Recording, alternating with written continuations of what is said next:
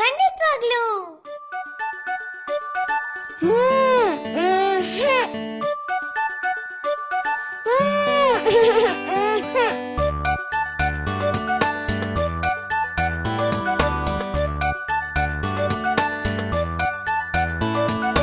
ತೋಟಕ್ಕೆ ಹೋಗೋ ತಿಮ್ಮ, ತೋಳ ಬಂದಿತಮ್ಮ.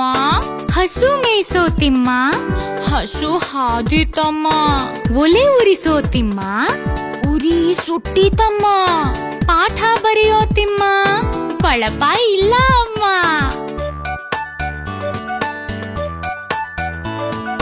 ಹೂವು ಬಿಡಿಸೋ ತಿಮ್ಮ, ಹಾವು ಬಂದಿತಮ್ಮ. ಕಾವಲಿ ತಾರೋ ತಿಮ್ಮ, ಕಾಲು ನೋವು ಅಮ್ಮ.